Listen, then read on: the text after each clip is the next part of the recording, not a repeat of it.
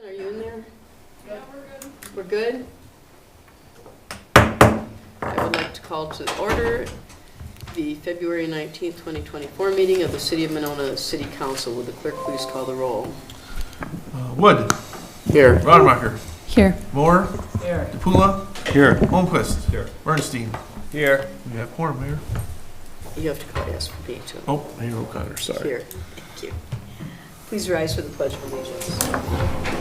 I pledge allegiance to the flag of the United States of America and to the republic for which it stands, one nation, under God, indivisible, with liberty and justice for all. The city clerk is preparing for the election tomorrow, so between them, Neil and Leah are going to be keeping track of what's going on here. Is there a motion to approve the minutes of the January 16th and February 5th meetings? So moved. Second. Any corrections or additions? Hearing none, all in favor of approving the minutes, say aye. Aye. Opposed? Motion passes. We have one appearance that I'm aware of. Peter Sobel, who would like to speak about Sustainability Coordinator. Have we heard from anybody on the screen who would like to make an appearance? Neil? Oh, there's we a have hand being One raised. hand raised. Okay. You want to go ahead, Peter? Hi, Peter Sobel, 6005 Midwood. I understand that later tonight you're going to be considering amongst the positions that the city might be considering for future hires is a sustainability coordinator. And I just want to say that, you may be aware of what we've been doing in the school district since 2010. And we save hundreds of thousands of dollars a year on utility costs. We have not two projects, major solar photovoltaic projects. One's completed, one's going to be put in this summer. And we expect those, it's all projections of course, to save millions of dollars each over the lifetime of those projects. All of these projects have been, virtually everything we have done has been, the payback, the savings exceed the finance costs. In other words, we save money from day one. The school district, you can look at it, has spent millions of dollars on sustainability, but the answer is we haven't spent a dime, right? In fact, it would be fiscally irresponsible for us not to do those things, not to take advantage of the savings that we could get to improve the financial condition of the district. So it's not about a matter of spending money, it's about a matter of not saving money. So I also am aware of the difficulties it is for small organizations, community-run organizations like a city, run by elected people with a specific mandate to do things, in many ways like a school district.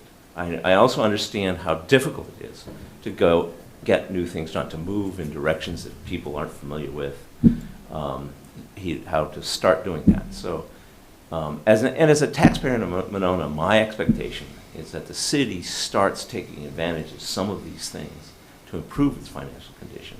At the same time, we get to say we're doing our part in saving the world. There's lots of advantages to do this. So if it takes hiring, spending money on a sustainability coordinator position to get the city really moving in some significant ways, I would say that I would certainly support that and not look at it as a cost, but as an investment in the city. And you can look at it purely, you don't have to look at this from an environmental point of view.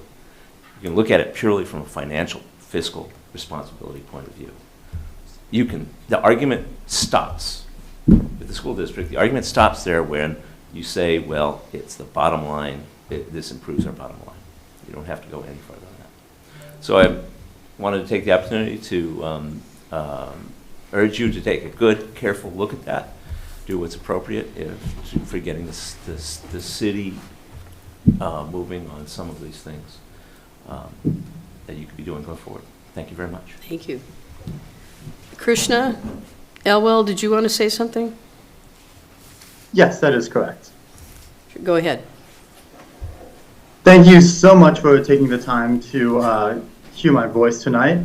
I'm Krishna Alwell. I am a senior at Monona Grove High School, and I'm here to discuss the vote regarding adding a sustainability coordinator position for implementing our strategies across the city. To begin, I actually served quite a lot of positions related to sustainability. When I was a freshman, I started a youth nonprofit with my friends, the Dane County Youth Environmental Committee. And every month we work together to discuss what's going on in our local communities in regards to environment, clean energy, sustainability, the work. And together we have made a lot of progress over the years. I myself helped Peter Sobo and so many more of our community members implement solar at my high school. And Peter was absolutely right about that. The amazing thing about these projects, amazing thing about sustainability, is that not only are they great for the environment, but they are an investment. We've been saving money since day one. In fact, that project in particular will save us a net of $1.5 million within its lifetime. And that is why I so strongly believe in sustainability. It's because to me, it's an investment. It's not just what we can do for our environment, what we can do for our community around us, but it also makes sense from a financial standpoint. We need a position, we need a coordinator that will allow us to invest in our community. With a focus on sustainability, we can transition towards profitable clean energies, connect with community members, and stay on track to meet our ambitious goals. With sustainability and with the current climate crisis all around us, from small towns to big cities, we all share a responsibility. This would help us make the most of IRA funds. This would help us make the most of our expertise, and this will help us make the most of our shared interest in protecting the environment, introducing innovative technologies, and coordinating with local organizations. Sustainability is an investment, yes, but the more resources we have for it, the stronger we will make our city in the long run. It is definitely a tough challenge ahead of us, and I believe that it will take all of us working together to make it pay off. But we can and we will. It just takes hard work. Because for me, the reason why this matters so much is because this is my generation's future. Whether it's being discussed in the halls of Congress or to this municipal boardroom, you are discussing the fate of my generation. The whole value of my education, the sum of my life, rests in your hand. It rests in your vote. And I understand that hiring a sustainability coordinator is just a drop in the bucket, but it is a choice that absolutely matters. And it is a choice that will reshape our city and reshape our generation for years to come. It is an investment, but we have to start working hard right now. The choice is right in front of us, and I would love to see the city add a sustainability coordinator to make that pay off. Thank you. Thank you. Is there anyone else? Okay, I will, the appearance section is closed. There is no public hearing. No consent agenda, council action items under unfinished business. Item 1A, consideration of resolution 24-2-2668, approving an intergovernmental agreement for the conveyance of sanitary sewer facilities put forth by the Public Works Committee. Is there a motion to approve this? Motion to approve. Second. Dan? Thank you, Mayor. Since the first reading on this on February 5th, there has been no new concerns or questions that have come my way. I have nothing additional to add, so if there's any other questions from you, I'd be more than happy to answer them. Anyone have any questions for Dan about this? Okay, hearing none, do we need a roll call for this, Neil? Would you Lean has us marked for roll. Yes. please call the roll? Rademacher. Aye. Moore. Aye. DePula. Aye. Holmquist. Aye. Bernstein. Aye. And Wood. Aye. Motion passes. Thank you.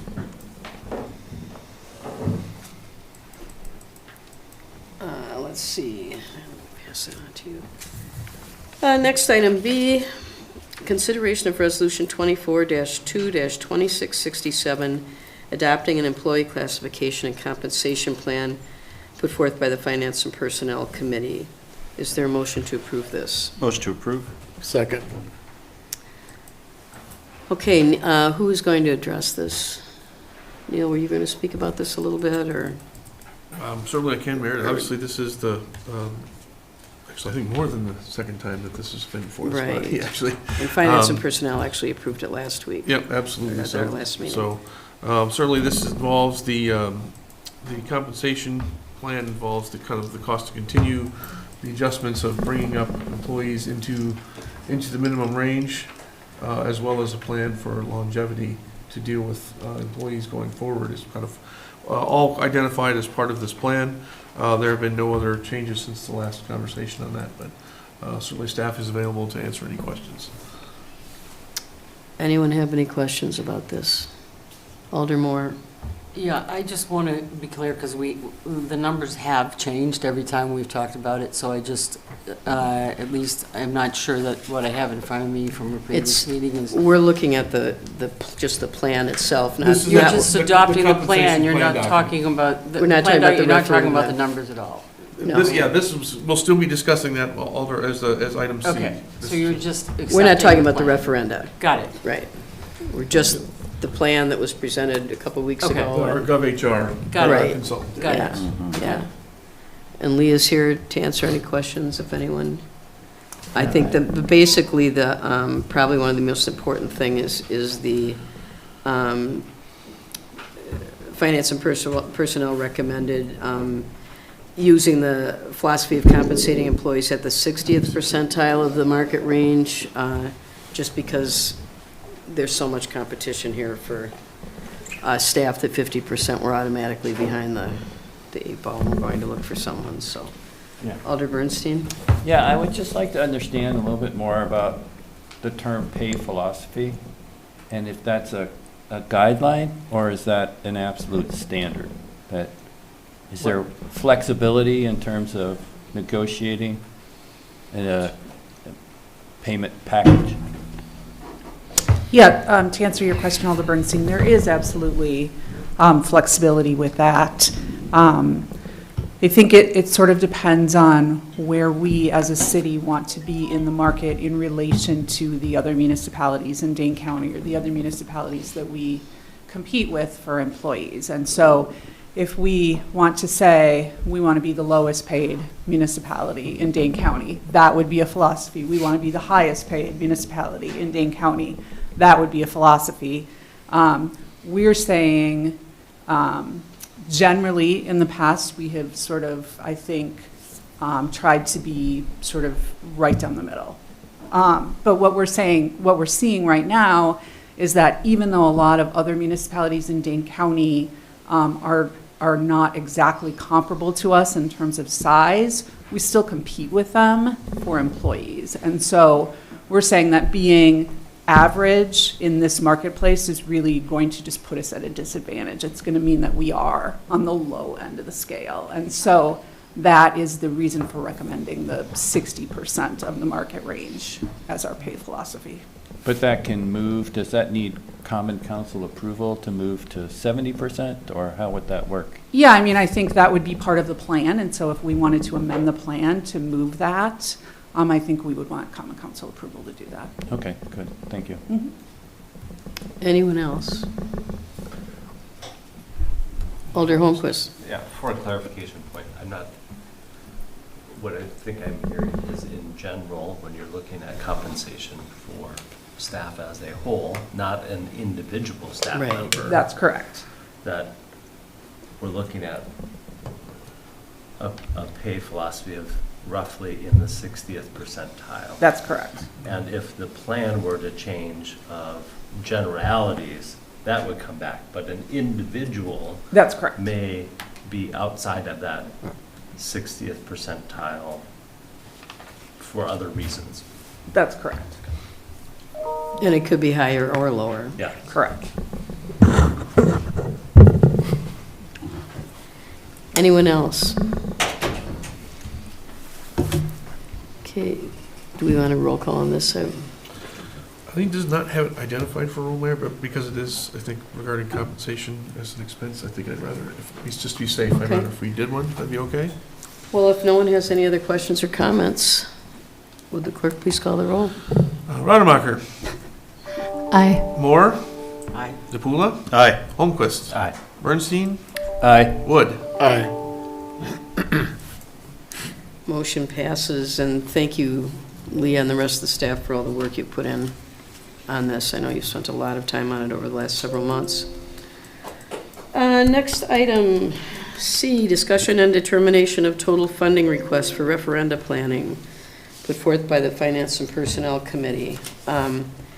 And I'm just going to start this discussion by saying that we are going to be moving a building referendum. Right now, we're targeting next spring, so that's off the table in terms of what we're discussing tonight. Finance and Personnel did make a recommendation, and you have the two sheets. Does it make sense? Sorry, I'm just looking at the rest of the agenda, and I'm seeing Pelletari's here and some others. Does it make sense to take these other things first? Out of order.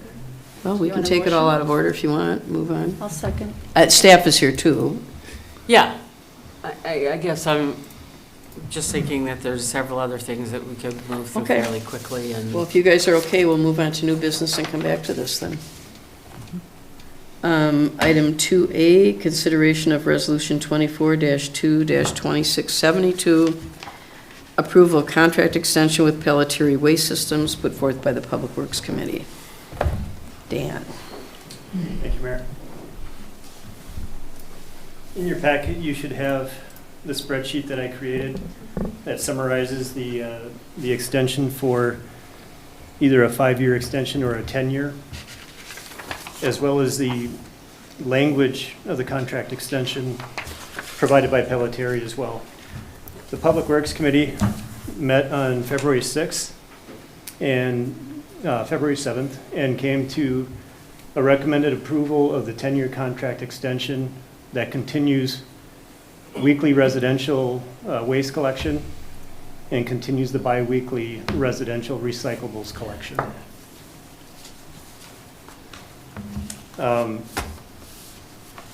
The focus of the discussion from the committee was around should we go to the weekly recycling or not, and I think the committee was pretty strong with no, because the added cost on a yearly basis was at least $70,000, and it went up every year thereafter.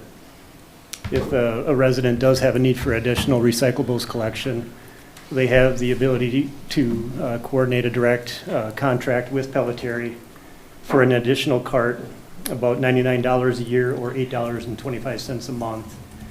Over the years, we've probably had less than a dozen inquiries for weekly recycling in that last 5 to 6 years. So I think, based on that and the cost for the city to go to a weekly recycling, it just didn't make sense. So another question coming out of the committee was, if at some point in the future, do we have the ability to amend the contract again if we do want to entertain weekly recycling? And that answer is yes. It's up to the city council here if we want to do that, though. Representatives from Pelletary are here. Danielle, representing the ownership group, and Todd, who's our account rep, are sitting behind me in case you have any questions for them. But the recommendation before you, coming from committee, is the 10-year extension, weekly trash, and every other week recycling. Dan, do you want to explain a little bit, as you explain in Finance and Personnel, why this is coming to us right after we just approved Right. the 1 year? So we're looking at this for two reasons right now. The first being we can get a number for the referendum. There is an operating budget component to that, and with the numbers that you have in front of you, we have that right now. So you all and the administrator can proceed with planning with putting the referendum together. In addition, Pelletary would need to know somewhere around the end of the first quarter, if we decide to go with weekly recycling, they need to plan as well on their end. Whether it be staffing levels or equipment purchases, they would need to know that so they can get their calendar together for next year as well. So, Any questions for Dan or Pelletary? Doug? Yeah, Dan, could you just talk a little bit about why you wanted to go with a 10-year contract versus a 5? yes. The risk, with a 10-year contract, we have the prices in front of us. The number of stops are pretty consistent. We might add, a handful in the future, and we might actually subtract in the future. But we have our costs outlined for us for the next 10 years. If we go with a 5-year contract, we run the risk of paying possibly higher costs because of inflationary increases. at least this way, we already know going into our next 10 years what our potential cost would be. Questions, anyone? Okay, well, this will come back in 2 weeks. Yes. Thank you. Great, thank you. Dan, were you planning on being here through the discussion of the operating referenda Yes. questions? Okay, well, Yep. then we're going to move back to that, I Okay. guess, since the Pelletier contract's the only thing. Thank you. Thank you, folks. I guess we don't have any questions for you, so. You could stay if you want. Yeah, you can stay, it'll be fun. All right, we're moving back to item 1C. So we are not going to be doing a building referendum this year, so that isn't going to be part of this discussion. We have 2 updated sheets in your packet with numbers for the estimated tax impact and the positions requested, and then I know Neil sent out a slightly revised descriptions of the positions earlier this afternoon to everyone, so. In Finance and Personnel voted to recommend option B, which would include the cost to continue, what we're calling cost to continue, which is basically covers the compensation plan, additional operating costs, because as most of you know, we've had to have like 0 to 1% operating, just for general operating expenses over the past several years. So some of that has been figured in. Things like IT, we know that the garbage is going to be increasing pickup outside of having additional recycling pickup. So that's all in the cost to continue. And then option B also includes the priority positions with 2 amendments that were approved. You want me to? And Neil, do you want to? Yeah, the premise paid on call increase was reduced for now down from 101 down to 50,500. This is on the tax impact worksheet, and then the additional training costs were increased from $15,000 to $25,000. And Mark is here, right? Is going to be keeping track of any changes and what those would mean in terms of the total number of what we're recommending. So We'll get it, yeah. right now, option B would be the impact on the estimated costs on an average home where $377,000 would be $668 per year. And I guess if you want to tell us what the difference would be with those 2 amendments, but it's pretty minuscule, right? Yep, I think the option A was ended up going to $499 on the average home, and then $133 per 100,000.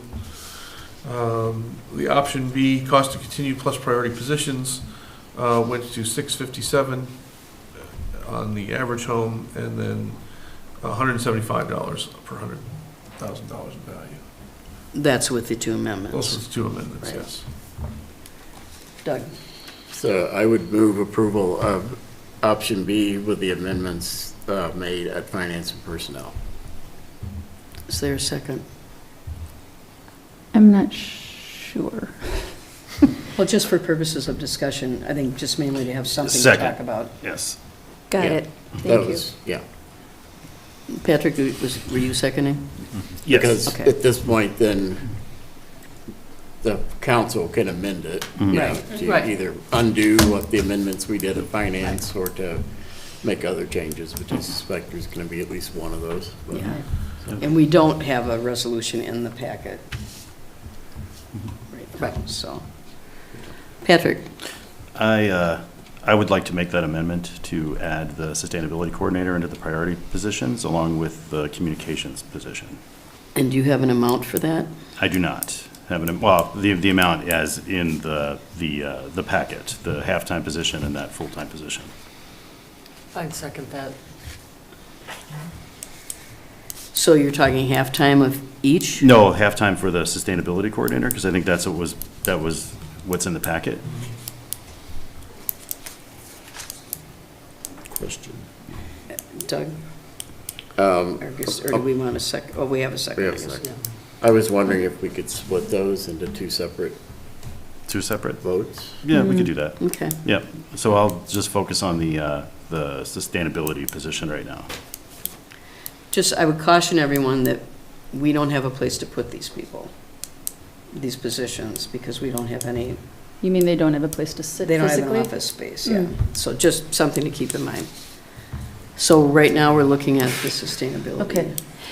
coordinator position. I guess just to be clear, Mary, Yes. I'm assuming both the motion maker and second are Amenable acceptable. to Acceptable. drawing, separating those? drawing it Yep. and Rich, and.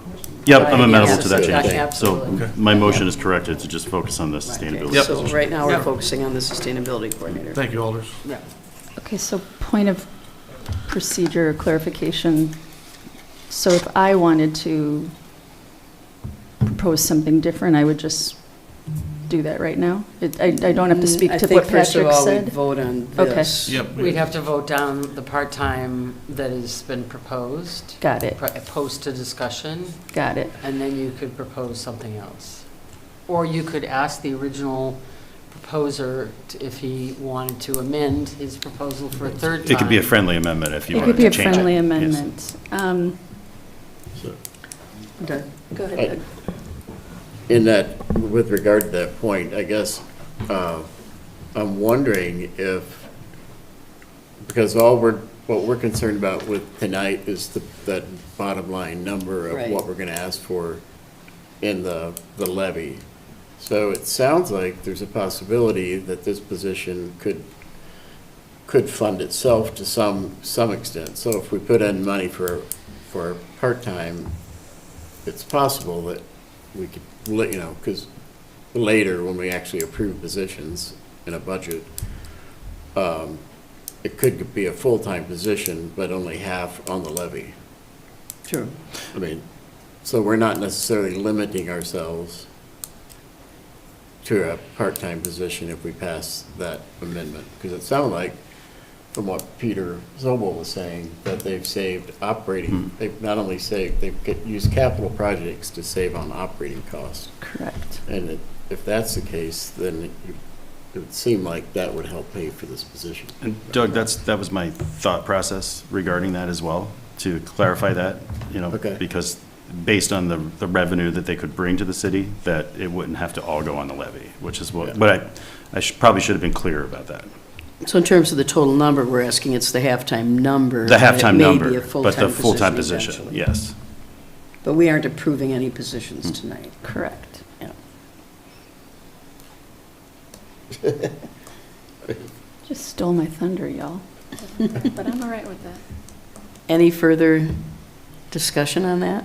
Were you saying you were ready for a fight? Is that what you were saying, or what? Well, she's been drumming up Said people all day, I spent my right? whole morning preparing for this conversation.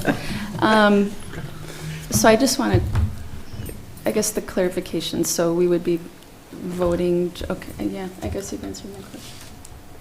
Okay. Yeah.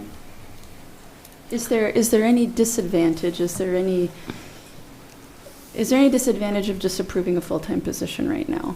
Well, then we're asking for more money, I guess is the biggest disadvantage. Yes, are we asking for more money? I mean, this is a position that without a doubt will bring in more money than we spend. Right, But but we're we're trying to mainly- get to a referendum number. Yeah, we're trying to get a Yeah. number for the referendum. So it would add more money to the referendum. Yeah. Got it. I mean- I would, yeah, go ahead, Doug. Well, I was going to say, it might eventually pay for itself entirely, but Right. I don't know that we want to assume that it would do that. Looks like Mark has something to say. Just one quick thing, just thinking outside the box here, depending how this, if you approve this and how the jobs description is written, what they end up doing, if it relates to stormwater, water, if you're looking at sustainability stuff related to those, you could reallocate some of that cost. So that's something to think about. Meaning to utilities. Right, if it's, job description is written that way and that's the job priorities, so that'd be something that in between we'd have to figure out. Good point. So that meaning that it would. You hit the it would rates. Be on this, the rate payers for the water utility would pay it, and it wouldn't affect the levy. Correct. That part of it. I mean, it'd still be paid, but it'd be in the rates, Right. in the rate case. Neil, did you have something to say about this? Just, want to certainly make sure, and obviously, I think you would caution against approving any sort of position without a job description, without Right. actually really getting through the full details and exactly what this would be. Also, in terms of, the only thing I would caution related to particularly sustainability projects in general is also, while certainly there is always operational costs and most definitely will save money, sometimes the danger is if you can qualify for a grant, if it's not for a project that was already budgeted, Absolutely. so they can always be, the local match requirement, say it's an $800,000 grant, but there's still a local match of $200,000. There's $200,000 that's still an increase overall impact to your expenditure level in your budget. So if it's already in your budget and you get a grant for it, Right. good We're to go. aware of that, yeah. So, Yeah. but just to make sure, because I think Yeah. we've had, a lot of times it's just going to bring in money. If it's not done carefully, it can actually, it still can increase your expenditure level. We get So it, just yeah. Well, caution that. I mean, it would increase your capital costs to do. Right, and even in terms of some certain technologies, I think in terms of, we've had a lot of conversations regarding geothermal, for an example, as a project that will have a savings on heating and cooling. What we don't have is an active maintenance cost that comes along with that infrastructure. So just say when we want to go and do those things, we want to make sure we get all of our ink on the paper in terms of what the overall impact would be. So we'll just caution that we certainly want to take a look at that. And again, I think there's certainly plenty of opportunity, certainly in terms of grant funding. Obviously we already are engaging certainly our architect and other entities we're working with and to identify options on grants. So that is certainly something that is ongoing, so. Right. Sorry, I was just going to say, I understand what you're saying, Neil, but I think, we're all aware of that, but if we weren't, the other thing is that, I'm just mindful of the fact that as an example, when Brad was working on sustainability and switched over to Public Works, we all know how much money he's brought in for Public Works. And it takes time to write grants, and it takes time to research about those grants and go after them. I mean, that's, and in the absence of having a sustainability coordinator, we can't even pursue those. And I know how much Dan would like more of Brad's time in Public Works, because he is obviously doing a great job for us, and so, it would just mean that much less of Brad's time needed to focus on trying to split his time, trying to And Thor's do all time of in this. planning. So, all we're doing is talking, at this point, all we're doing is talking about moving, my understanding, at this point, it's talking about moving the sustainability coordinator position up above the yellow line. We're not talking about right? Right. Because we're just trying to get to a referendum number, right? Yeah. Well, Brian, we'd move it above the green line, depending on which document. Oh, sorry. Yeah, it would Correct, become above the part of green line. referendum. Right. Yeah. It would become part of option B. Yep. Yeah. Yeah. Brian, did you have something? I thought I saw your hand No, up there. it was just answered by Doug, Okay. above the green line. Okay. Anybody else have anything? How appropriate. Green. Okay, so we have a motion on the floor to add the cost of a part-time sustainability coordinator to the referenda amount, correct? Anybody else have anything else to say about that? I just want to make sure that I'm not voting, every person I've spoken to who already has this position, they have all said the same thing, that they are already at a full-time position and they're looking at hiring more people. I know that the communities are larger, but the ratio is still, the same. They're bringing in millions of dollars, and they have all said the exact same thing without my prompting, without hesitation. They immediately said, I could spend all my time writing grants. I'm leaving money out there. So I guess what I want to make sure is that I understand that we are voting to add the cost of a part-time position to the referendum, but that does not mean that we could not have a full-time position True. later. Thank you. Okay. Because we see funding in other places. Yes, thank you. So we're trying to keep this referendum number Yes. somewhat reasonable. Any other comments about the amendment? Okay, all in favor, say aye. Aye. Aye. Motion passes. Then there's a second Yeah, amendment. do you want to make? Does somebody else want to, is anybody else? Sure, I'll thinking make an about that? amendment. I would like to make an amendment to move communications, community engagement specialist to up above the green line. Yeah. Do I have a second? Is there a second? Second. Okay. Does So- anybody have?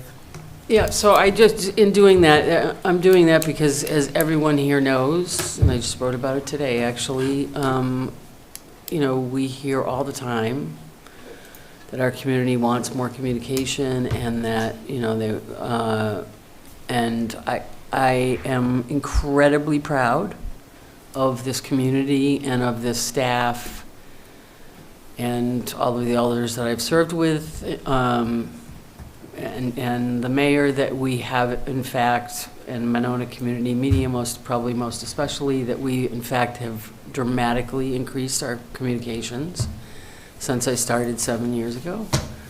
There's a laundry list of things that we do now that we didn't do before that I think is really helpful to the community. That being said, a healthy percentage, as I said at, I think the last meeting, a healthy percentage of that is personality-based. You know, we had a, you know, city administrator prior to Neil that, you know, was kind of allergic to a microphone for all his wonderful qualities, right? And we're doing the e-news right now on the back of a volunteer. We can't guarantee that she's going to be there every month to do the e-news forever and ever, or that we can get a qualified volunteer. And I think that one of the other things in the interactions with our community that, you know, we just talked, actually, I think, Neil, it may have been you that brought it up at the last meeting, you know, that one of the advantages, I'm going to go back to Pelletieri, one of the advantages of Pelletieri is that they have all these a phenomenal website with all this educational material, you know, on their website, so that when people want to learn more about recycling or what happens to your recycling or how to take care of your composting or just about anything, they can do it. Well, you know, we know that residents don't understand how TIF works, or don't understand the difference between capital and operating, or don't understand, you know, a lot of things that we do don't necessarily understand, understandably, because it's complicated. It's a you know, it's big, you know, it's a big business ultimately what we're doing. And so I just think that the opportunities, if we had somebody that was dedicated,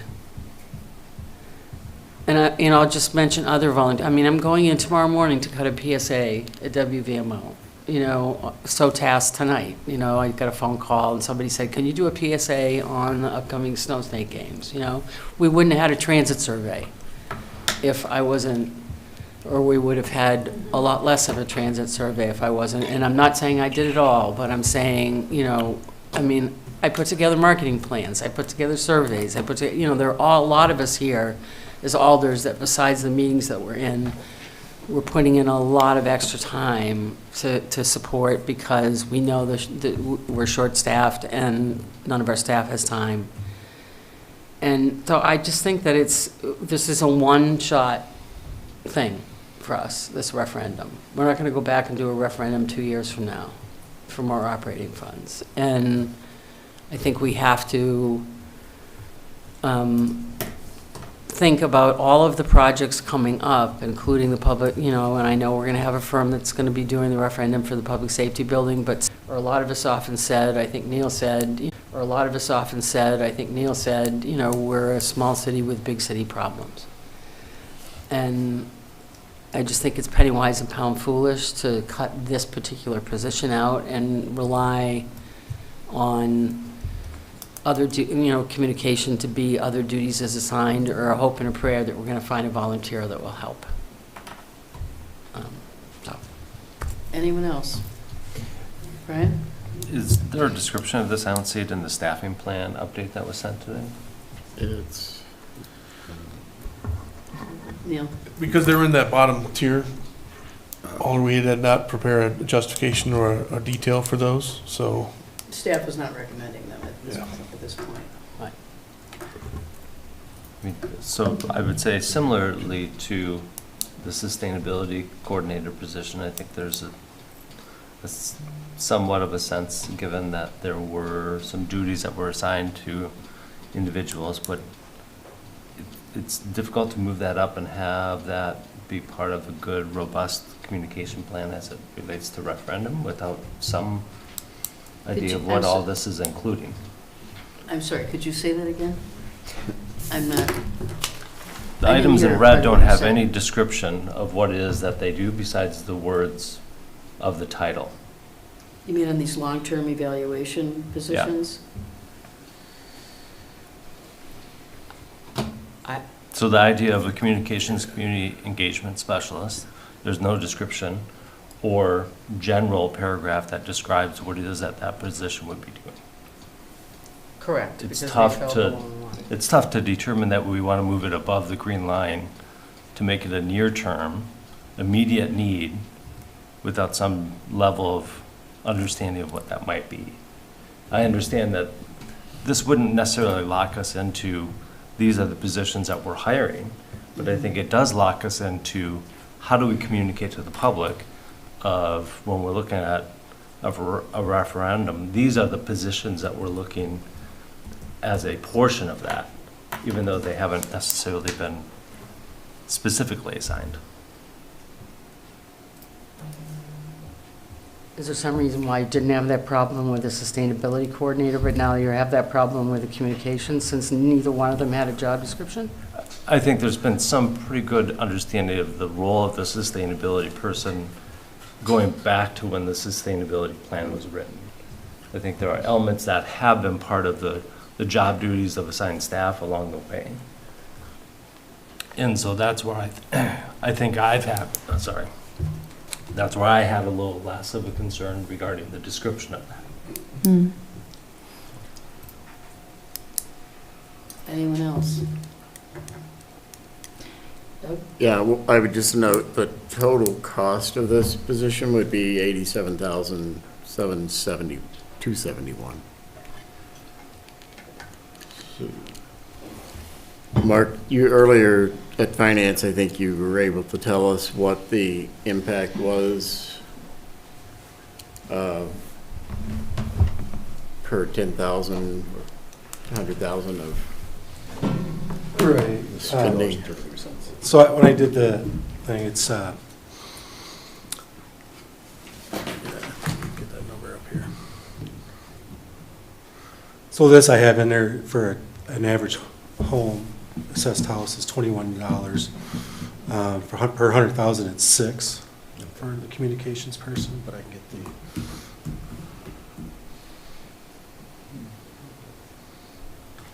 So for the average person, it adds $6 for the average house? $21. Yeah. $21. $21. Yes. For which position, what, For communication. Good. Communications, on the average home? yeah. 21 and 6. So we had it broken down there on that, so it's 21 and 6. And how, since we're here, so would the halftime sustainability be about half of that? 12 and 3. Yeah. 1283? 12 and 3. Granted, it's a little rounding, you know, I round it up, so. Because I average, like, say, $10,000. It's $10,000 on a $100,000 assessment is 62 cents. So roughly, let's double check my math here. So it takes it to 690, if my math is correct. You were at 657, and you just said 21 for the communications, and basically 12 and rounding up 13, basically, for the sustainability, so that's $34. So if you add 34 to 657, you get 691. Is that where? Yeah, I just rounded to 21 for the communications and 12 for the sustainability. Okay, so you went down on sustainability and, Yeah. okay. I mean, we're talking cents, so I just went down. So it's 33 plus 668? No, I got No, 21 'cause- and 12s to get to the 33 Oh, for those sorry, two. 660. 33. Right. Right, but then we add that to the total So Oh. 58. option B. He has that worksheet, so. Yep, I've got, so essentially, it's option B becomes, what's there? The new employees' priority positions is updated to 829,491, which gives us $191 on the average home and $51 per 100,000 of value, Per 100,000. if I've got that right. Okay, so what's, What is the total number on the cost of an average home on 377,000? Right now, it's 668. If we add those. For the Two option B positions. plus option B, the option B Right, number is then we're now over 690. 700, or about I got 700. 690. 690? Yep. Isn't it 33, 12, and 21? Well, we cut, We It was- cut, you also cut 12 out of the Okay, paid on premise. so it's 690. so we're at 690, okay. Yeah, I had 691, okay. Doug? so I was going to bring this up after we voted on this, but I think it might impact this discussion. At Finance, we voted to cut the paid on premise, paid on call number from an additional 101,000 to 50,500, mainly because the chief hasn't been able to really verify or document that the other departments, what other departments are paying for that kind of, for the paid on premise program.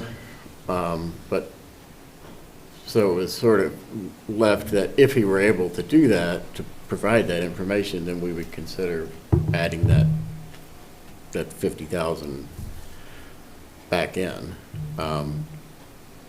So we can talk more about why we cut that if you want, but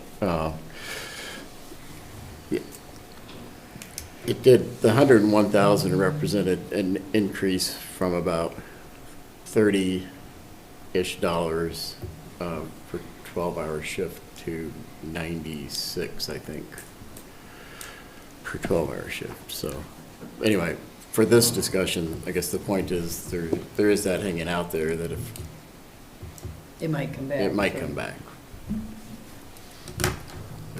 Neil? Just to be clear, that is, the finance committee recommendation is what we're using as our base. Right. At Yep. this point, Yep. so. Brian? Is the garbage and recycling still in here as part of the operating expense and not as a separate? So it's in there, User. garbage and recycling, if you look on that page, if it details it out, you'll see garbage recycling of $200. 200,000, yeah. It's 200,000. So what that number is the difference what's already levied. And I don't know if you remember this year, we balanced our budget by basically this amount. It was a little less, but this is kind of the new number. So this is based, I don't know if you remember that, our fund balance, we Yeah. use that. And that was the thing, why we did that, because we're going to put this in the, And with the projections with the 10-year contract, it's pretty close. it's, Yeah, I mean, give or take 1,000 here or there, but it's not okay. material. And that would be still keeping it all as part of the levy rather than Correct. individual tax Yes. assessment? So I don't know if you remember, if you do it as a special assessment type or special charge, Mhm. they'd call it. I think it was over $150 or so. And here it's only, it's less than that. It's extra, $47, so it's cheaper in the end. Well, 47 for the extra. We've already levied the Right, but other yeah. portion of it, so. Yeah. Doug? I mean, I kind of started this, but I'm wondering how this discussion is germane to the motion. Thank you. I was just gonna ask that. In terms of overall impact, obviously, the overall dollar thing. Right, but yeah. Certainly, so. Does anybody have anything more to say about the communication position at this point? To Brian's point about the job description, it does, one thing I thought about is, how does this communication position interface with, the recreation officer / marketing, marketing is sort of a communication position. I don't know if there's, I think that's more of an office manager okay, kind of a thing. I mean, in reality, what's going to happen once this gets approved, we'll write that job description and get that Right. all ready. I mean, I assume we have input from, Neil will be writing it, I assume with the mayor, but input, so we'll have that, and part of the survey. You wouldn't be hiring anybody without a job description. And, Sure, if it turns out that when you're writing the job description, or we find that it's not what we want, we can always pull it out. yeah. So it's basically, we'll be writing that here, I'm sure, any day now. If it gets approved. Yeah. We'd be working on that, ASAP. And if we have a place to put them. Just a detail. Neil? And it's certainly just, I guess, to build on that, I think one of the things certainly we've been trying to evaluate as staff in terms of, obviously, if we want this position to kind of be essentially taking off some of the workload of existing staff, Right. and I see Elder nodding, this person's going to have to spend a lot of time in meetings, in understanding kind of really what's going on. So we want to make sure that we're actually getting them the right balance of their availability to sit down and actually write content as well, and perform the actual content generation aspects of things, in addition to finding the right balance of when, certainly I think there are departments, I think the fire department does a great job on their social media, Parks and Rec does a great job on it. So there are departments who are already generating the content, so would be more managing that. I think there are other departments that maybe would need some more help balancing, actually creating content. So I do think that, that's one thing we're certainly going to want to take into consideration as we look at the average week of what this person would be looking at, what exactly they'll be spending their time on. So we'd want to have that make sure to be reflected in the job description, so we know exactly, what that, we want council to be comfortable enough to say, what exactly that person would be working on a regular basis, so. I would imagine this person would work to implement some of the recommendations that were set out in the communications study that was conducted a few years ago. Yeah, and I would just say, well, I understand that there will be some meetings, and obviously, some departments like to communicate more on their own or want to take the time to do it. There are plenty of marketing and communications people that don't spend all their time in meetings and don't have to be physically in an office in order to do their work. So,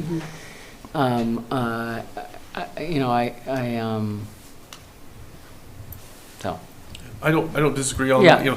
My concern is, though, I have seen this position as an instance where the individual isn't expected to generate content. Instead, they go sit in a department head's office and try to make them create content, and Right. it doesn't end I up hear being a time savings. Yep. So we just want to make sure that, certainly from my perspective as your administrator, is making sure that we are Yep. doing this actually as a value add to staff's time. And it's actually, we're getting more information out, but we're not actually just creating additional work for Yep. some staff. I hear you. Anything else? Brian? And Neil, I'm not sure if you're best positioned to answer this. I'm curious of why it was on the long-term list for staff rather than seen as much more of an immediate need. Yeah, no, happy to answer that one, actually, Alder. Obviously, been on here whopping 7 months, I guess, now. Have been working with Will, actually, in terms of, certainly trying to expand our social media, trying to identify some, different opportunities to do that. Will is actually in process of kind of working on at least an internal plan to kind of look at in terms of how we are working with department and actually formalizing that to an extent. So we do have some opportunities that we think we are implementing right now, and trying to move some of those things forward. We think for the short term, there's, certainly seeing exactly how much that we're able to move the needle with existing staff in place, versus in terms of, again, I don't doubt that we could have this individual working on these types of things right away. But I think it is, in terms of looking at the other positions on the list, certainly enhancing, providing the additional, I think the radio volunteers and then the community media specialists actually would free up more of Director Nimmo's time to possibly advance some of those aspects as well. So we were just looking at it in terms of trying to maximize using our existing staff to advance some of those communication objectives, at least in the short term. And eventually, I think Will would probably be the first one to tell you whether or not it's working or not, and whether or not we think we're in a position where we would need, really benefit from an additional staff person. But again, it's not a question of whether we think the work is there. We know it probably is. It's just a matter of how we're going to be leveraging existing staff resources. So. I think something else too is that all along we've been very conscious of how much we're asking the community for. And we really tried to focus on positions that we really absolutely have to have, because we just, for instance, parks, we have to have more help there. And we've got Jake out riding the lawnmower. I mean, that's dumb. That kind of thing. So I guess we're trying to balance between what we really need, how much we need to ask for, which is a lot, and kind of trying to find a happy medium. Doug? Yeah, it's kind of along those lines where I'm struggling with this is, we're jumping it from the long-term evaluation all the way beyond, past all the ones that were identified as medium-term needs, all the way into the option B. And we had to, as you were saying, to try to keep the number down, we had to eliminate a lot of positions, including, we are adding one firefighter, but, there was requested for additional positions that are not advancing. So I guess for this one, I haven't heard enough reason, unlike the sustainability coordinator, that the value would be there to justify putting it in. But that's my 2 cents worth.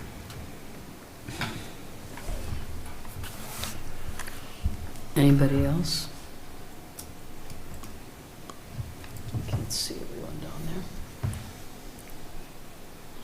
Teresa? I'm trying to find the words. I mean, I do think this is a valuable position, and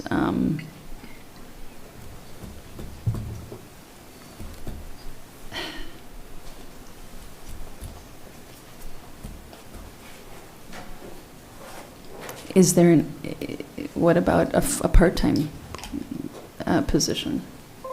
At least starting with that and seeing where it goes.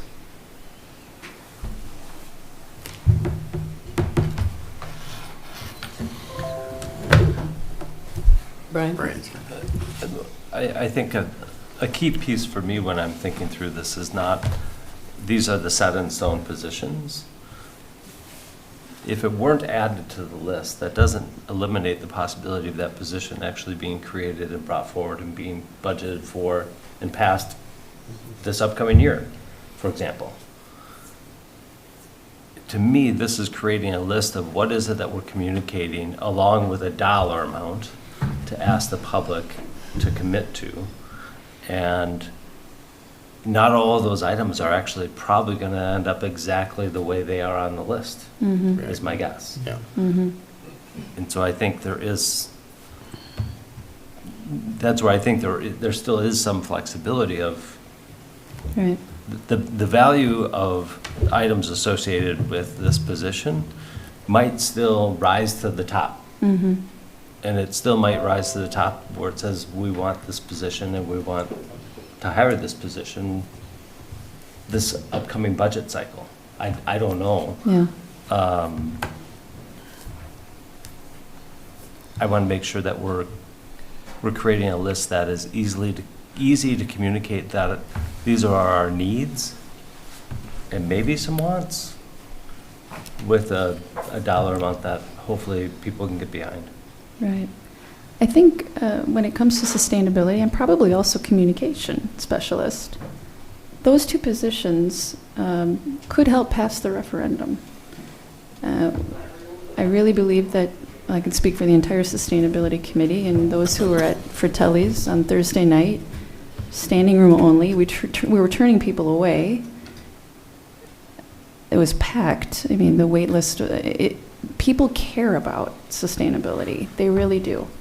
And the younger the voter, the more they care about it. And as far as communication goes, we hear it repeatedly over and over and over from the DEIB goals that we would like to put forward. There's a strong desire for more communication that reaches broader communities of people. Perhaps a bilingual person would be an amazing thing to add to this Adding another position?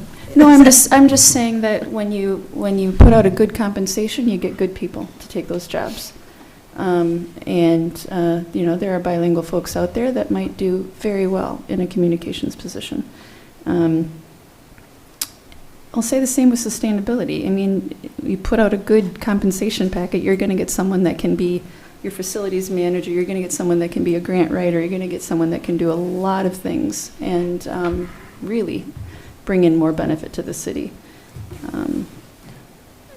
I think these two positions could help the But referendum we have pass. approved sustainability. We have, I know. I think I get that. I keep going back to the full-time thing, but I get it. I think that people want communications. They want better communications of our city. Now, I get it that no matter how good the communications person is, we're still going to have this situation where we can't make a horse drink the water that you lead it to. I get that. We put the information out. There's only so much that you can do. But there is definitely more we could be doing if we had the resources. Anybody else? Yeah, I just want to go on record as saying I completely disagree if this gets voted down, because I do think this is a priority, even if it was part-time. I think it is a priority. Like I said, I mean, I'm just thinking about my own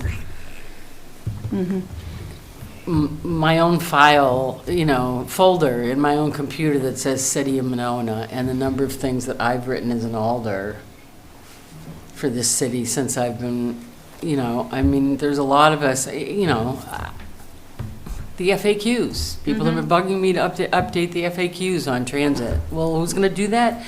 It's me when it's my time. It's like, I just But I think the that- person who does those still has to be gathering the information and talking to you, or whoever, right?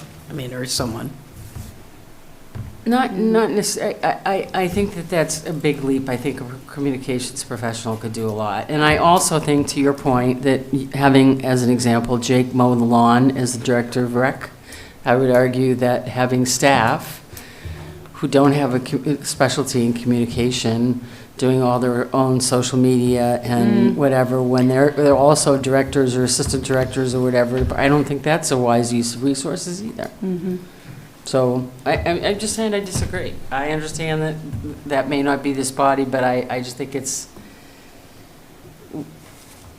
I think that anything we can do to improve the communications of the city would be, as we continue to roll out new developments, as we continue to roll out new challenges, as a city, as this community has new challenges in front of it, whether it's as it relates to public safety or whatever. I think having somebody on board that's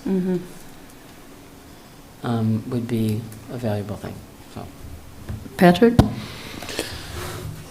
So, listening to Teresa and Nancy, I mean, I tend to agree with both of them in the sense that we have a lot of different people working on communications at any given time in the city, and it's not centralized, and sometimes signals get crossed, and it's not because of a lack of trying, it's not because of a lack of effort, it's just, I hear many times the excuses that we're under-resourced, and we are under-resourced as a city, but that affects our communications to citizens as well, and it is a criticism that I hear consistently, just as Teresa mentioned, as Nancy mentioned. And if this is a way to improve that and to have a cohesive message to the community, or at least our messaging to the community is cohesive, I think there's a benefit there. It's difficult to add the money, and I'm feeling that right now too, because unlike sustainability, that brings revenue to the city, right? So we can talk about that and we can justify that, and that makes sense. From a financial perspective, this may not, but it's from a community perspective, it does. So then, the crux is, we're back into that situation of, here we are, Monona, we need this, but we can't afford it based on our finances at this moment. So we asked the population to include this into the referendum, and I think it's important. I think if you poll our citizens, and they'll tell you that they want to hear more detail, they want to hear more information about what's going on, et cetera, all the time. So, I'm supporting it at this point. Yeah, Teresa. I was also just going to kind of go back to something that came into my head. I do a lot of project management by day, and the number one, the first rule of project management is communication. Every project, you could have the best project in the world, you could have the best initiative, the best intention, and if you're not communicating correctly about it, it's not going to go the way you hope it will. And thinking about the goals that the city has with tying these two together with sustainability, we're going to need to explain things. We're going to need to communicate things. Part of sustainability, a huge part of it, is community outreach and engagement. And so this communication person goes hand in hand with that big goal. So yes, I would support a full-time communications position. Anybody else? Okay, well, the motion on the floor is to add a full-time communications person. So I guess we'll call the question. You want to take a roll call vote, Neil, just so we know? Absolutely. DePula? Aye. Holmquist? Nay. Bernstein? Yay. Wood? Nay. Rademacher? Aye. Moore? Aye. That's 4-2. You said yes, right? You said said, yes. you said yay, not yay, right? You threw me there too with yay, yes. All right, motion passes. So that brings us up to 690 something? Option B plus priority positions is at up to 690 Okay, on the average home and 184 on per 100,000. okay. So anything else we want to talk about here?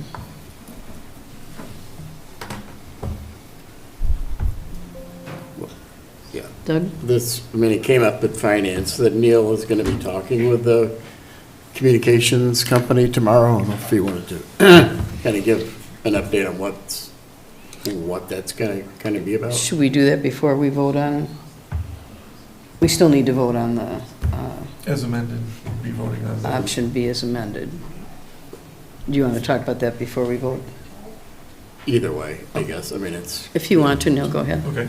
Obviously, we've been moving towards trying to advance to actually moving towards evaluating what the questions will be, what format it will be, essentially establishing a community survey to help really kind of measure these essentially priorities that we've established here at council level, going through and having the opportunity to try to really start dialing that in so we know we're asking the right question, exactly what format those need to be. The other important part of that will be now that if we actually move forward with this particular number, staff will kind of begin the process of preparing essentially two budgets. One is if the referendum passes, one is if it does not. So this gives us kind of the line in the sand in terms of what possible cuts may be, but gives us the opportunity to proceed and do that. So what we're going to be essentially is starting that conversation with the consultant on this preliminary direction that council has given. This is where we're starting. Again, based on their expertise and recommendation, we may be bringing modifications back before we set a final question. But again, this is hopefully to kind of establish at least a starting point for them to evaluate and listen to their recommendations on exactly how to proceed with the referendum process at this point. So we really kind of wanted to get that in here before end of February. Yeah. So it was kind of important that we have at least this preliminary direction set tonight. Okay, thank you. So, Nancy? can you, I just want to go back to this, I'm a little unclear. We're doing a community survey Mm-hmm. of the whole community. Is that is it the equivalent of like a feasibility study? and if we're doing the survey, is it, would you like more police? I mean, I'm unclear as to what. It's to see what people would be willing to, the school district has done this several times for their referendums. I understand. Basically a way of seeing what the community would be willing to spend, I guess. So it's based on finances, or it's based on value that we're providing? I would argue, Kind of all that. I'm assuming it's going to be both, although they're going to Yeah. be, would you prefer to see an investment in public safety? And then, is there a specific level? You're trying to measure exactly what those levels and what areas of interest those would be. That's I think is the point of the survey, is to try to get something, because if the survey comes back extremely negative, we may be revisiting this entire list. And what a number would be. Yeah, they'd yeah, we may be saying, comfortable yeah, paying. guess what, guys, we need to really, based on the data that we get from the survey, they're up for 350, not 690. Right, but it think seems to so. me in order to do that kind of a survey, you have to have some education. Well, they would They be will be doing providing that as part of information that, as though. well. That's their main Because, role. I mean, if I don't, and no more than just, we're gonna add a police officer. Like, they need to, again, the value proposition needs to be really clear, because Yep. as a everyday citizen, I wouldn't Right. know. I will say, Alder, You that know. they have provided what they call an intake form Okay. as part of this, and the Okay. amount of data that they are requesting from us is intense, to say the least. Yeah. So that is absolutely part of what they were going to be Okay. advancing and assisting with us on that as well. I would say they also consider this to be part of their communication, educating the community process is through this, a lot of it is through the Right. survey. Absolutely. Informing them what we're thinking about and what that would mean, and not just numbers, but Right, what those positions would be. And right. And I do think, just for example, I do think like the public safety discussion is going to be one, to Alderwood's point, in terms of seeing what is the desire or priority that the community has for those positions. Do we have we, positions based on, does that match what we're seeing in the community, or is there a desire for something different? Certainly verifying the sustainability and communications positions. Absolutely, this is what there should be at least preliminary measuring sticks on those items, saying that, yes, we absolutely see these things as priorities, or no, we don't. So council is doing its best to imagine what you guys believe those priorities are. This will go a long way to verifying what we think those are. And then based on those results, we may be adjusting either these numbers or the overall referendum question before we actually put it on the ballot. So I'm just going to say it again. I'm trying to put myself in the shoes of our constituents. If I got a survey or question and said, because you just mentioned, we're going to test the waters on a communications commercial or sustainability. I don't know what that means. I don't know how the city, from a they would be constituency- providing information about what that person would be doing. There will be significant campaign information distributed ahead of. More the than a survey. sentence. Yes, Yes, that's what they absolutely. said. This is a big part of their education, communication piece of what they do. We could have them come to the next meeting and talk about it, if you like. Well, so, I guess I'm just confused because we just heard a few Right. minutes ago in the discussion that we don't have job descriptions on some of these other Right. things because we don't need them now and we're not going to need them unless the referendum passes. And now you're saying, Well, we're gonna have to now come we up with have something, detail. right? Yeah, Alder, Because we this is- need to put it out in a survey. This is So that just this is seems like- absolutely different, Alder. These folks are under contract, and that is in their scope of work to be coordinating that sort of education effort as part of this. Yeah. Okay. It's absolutely going to be taken care of. That's the whole point. Teresa? I guess to further these questions, I guess I'm just sort of wondering, what is our role? I mean, we've trusted our people to tell you where their pain points are, where they're hurting, where they need help. We've gone through tons of conversations to whittle down that list.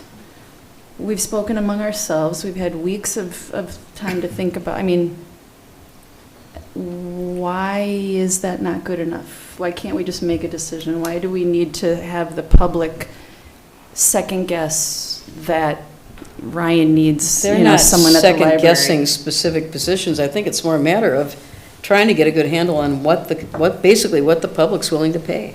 I know it's like a that's dollar the amount. purpose of why the school district Okay. does But the it, but it will be Will, also would in you- terms of the, I would argue, I can speak quite a bit to the school district and how they do Okay. it. Mueller was the same people, I believe, that did the school district, and the whole point of Mueller is they come in, they assess the community, and exactly what Neil's been saying, they find out, where's the yes? Yeah, Where is that yes? Where is the community gonna say yes? That's what we are gonna try to go for then, because we don't want a no. They Got wouldn't be in business if Right. they had no's all the time. Okay. They want the yes. So where are we gonna get the yes? And that's what we're gonna do our surveys on, that's what we're gonna pour every resource into, so that we can get the yes. Okay. That's what they're doing, And and that's will- what they will do. And when you say where's the yes, you mean like The no dollar amount. the dollar Yeah. amount? Okay. The dollar And amount, also, whatever that is. but I think also, Alder, in terms of where those dollars are being Yeah. spent. Yeah. They were gonna, I think, again, Okay. with all due respect Yeah. to the council process and everything we've all been working on here, you guys have just made the case tonight for people still want more communication because they don't know what's going on. Yeah. Well, this is going to be a very targeted effort to get information in front of them and allow them direct feedback. I mean, there's always a risk to that. Sure. We may get information back that says, no way in heck are we interested in 2/3 of these things. yeah, we don't want to go Yeah. to the public with something we know is not going to be, it's going to be very soundly defeated, and this is pretty common, is my understanding of doing this kind of a thing. Doug? Yeah, I understand that, and, that we may need to, well, we'll see what the results are. But I would say, as far as the positions that we're putting in here, adopting this is our statement of intent, that if it passes, if this is the amount we asked for and it passes, this is our intent of what positions we would add. And, there's a long time between now and that actually happening, and things can change, but this is basically what we intend to do. So. Right. So, Nancy? Yeah, I just have, so I'm going to go back to Teresa's, a different angle on Teresa's question, because, which is what's our role, which is not in terms of us making the decision. I hope in their contract somewhere, there is some sort of a briefing for us, or talking points for us, Oh, yeah. or something for us, since we haven't really seen, I can't recall this body actually spending a lot of time on this contract at all, or seeing a contract at all, or having a discussion with them at all. So I don't know what their full process is, but it seems to me That's that we part of could- that's part of their job, is to provide us with talking Okay, points. that's great Yeah. to know, because like I And a said, we slide haven't deck seen and all anything- that kind of thing. Right. But they haven't been able to even start on that, because they don't know what we're asking for. So that's why they would like to get this information that Got we're it. working to I decide on understand, I tonight. understand that, so I'm just saying, I hope that they understand that we can be the greatest advocates, and, because my. Except remember, we all are. cannot be out campaigning for it. Right.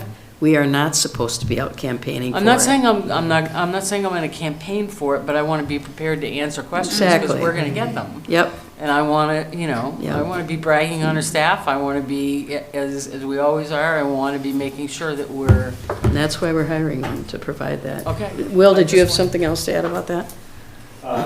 Again, just going through 2 school district referendums with them, that's exactly what they do. They email out a PDF of, here's the facts, here's what you can talk about, here's the numbers that we put together, and that's exactly what they do. That's great, thank you, I appreciate that, Will. And it's a perfect case in point of communication, because we don't know any of that, right? Because we, as alders, don't know any of that, because we haven't been through it before. So I appreciate, Well, that's why we're explaining it, yep. We are back to voting on this overall option B as amended. Are there any other changes or questions or anything anybody has? Brian? I want to make sure I have my notes written correctly. We're talking, the numbers would be the 690 and the 184? Yes. And then the only potential change at this moment that we're thinking of is if the numbers regarding paid on premise and paid on call came back to this body for some additional discussion, that might adjust? And if it did adjust, what would that number roughly change to? I know it might be off by a dollar. If it was or two. 50,000, what would it be, Mark? Well, it's on, 12 and a half. it was split 50/50. 12. Yeah, good point. Yeah, it would be another 12, it would be another essentially $12 on the average home and $3 on Yeah. per 100,000. 12 and 3, Yep. Yep. so 187 and then 702? Yep. All right. Anybody else? Okay, I guess, Mayor, just to be clear, could we actually get a motion to approve as amended? Because I think we have the original motion. we have the original We don't motion. necessarily have. Okay, is there? No, we don't need, we have the original motion and we've amended it. We've So already it's approved acceptable. it, so. Okay. So what we're voting on is Is the as original amended. motion Okay. as amended, actually. Yeah. So all in favor, say aye. Aye. Opposed? Motion passes. Thank you. Moving on to new business. Item 2B, consideration of Resolution 24-2-2674, approving a design contract for stormwater quality management plan updates put forth by the Public Works Committee. And this is started for immediate approval, and I'm sure Dan will explain why. Is there a motion to take this out of order? So moved. Second. All in favor, say aye. Aye. Opposed? Motion passes. Is there a motion to approve this? Brian wanted to say something. I'm sorry, did Brian say? Yeah, can we, just as a friendly request, I know Dan was going to give a reasoning of why we need to take it out of order. I wonder if we can get that Oh, before we shared vote? prior to the vote Okay. in the future. Like, I get Yep. it right now, but, I'm sure, we'll do it on the next one. all right, awesome, Okay. thank you. Actually, I'm going to defer to Brad. right. Brad's been the project lead for the past 5 to 6 years on this. Okay. He's our certified stormwater and erosion control expert, in my opinion, with the city. So Brad, please go ahead. Yeah, so the stormwater quality management plan that we have was approved as of 2014. The city's regulated through various entities, including the NPDES, the National Pollutant Discharge Elimination System, which is the federal system, the WDNR, and the Yahara Winds Adaptive Management program that we are enrolled in to reduce stormwater discharge of pollutants, including sediment and phosphorus. We are also required to update our stormwater quality management plan on every permit term, MS4 permit term basis, so basically every 5 years. The last permit was approved and signed by the DNR in 2021. So we are right in the middle of our permit term, so it's a good time to get this done. This is going to be partially grant funded at a 50% clip, cost share, I should say. 50% city, 50% WDNR. Yeah, I mean, we're starting this now for first read because we have a grant to apply for construction of the next item that we're going to discuss by April. And the modeling being done as part of the stormwater quality management plan updates is also going to be done as part of the REACH 64 Phase 2 design. And pairing these two projects together at the same time, we save a lot of money, and there's a lot of staff efficiency for it. So to have the contracts approved for both at the same time makes a lot of sense. And it's because you need to do some of this by April? Yeah, we really need to process the contract as quickly as we can so that we can put together a really good grant application by April. Okay, any questions for Brad about this? Do we have a motion? We don't, do we? I guess we don't, you're right. Is there a motion to approve this? I'll move to approval. Second. Okay. Alder Bernstein moved and Alder Wood seconded. All right, any questions? Seems like something we don't have much choice about, right? Okay, if there aren't any questions, Do you want to call the roll, Neil? All right. It's a contract. Holmquist. Aye. Bernstein. Aye. Wood. Aye. Rademacher. Aye. Moore. Aye. DePula. Aye. Motion passes. Thank you. Thank you. The next item, this is also started for immediate approval, consideration of Resolution 24-2-2675, approving a design contract for Reach 64 Phase 2 Stormwater Improvements, final design put forth by the Public Works Committee. Do you want to explain why you'd like this taken out of order? Basically the same reason, or is there? Same reason. This is the project that we'd be applying for a construction grant that's due in April. At the same time, we'd also be applying for the Dane County Urban Water Quality Grant. Both grants put together typically on our stormwater projects fund between 60 to 70% of the eligible costs. So a really, decent amount of our projects are funded through the state and the county. This particular project is Phase 2. You may remember the Stonebridge underground wet detention system that was installed. That was Phase 1. This project is our second priority, just based on funding needs for this project, because it's a little bit more expensive. We pushed it beyond the Stonebridge project. This no longer includes Maywood Park as part of the scope.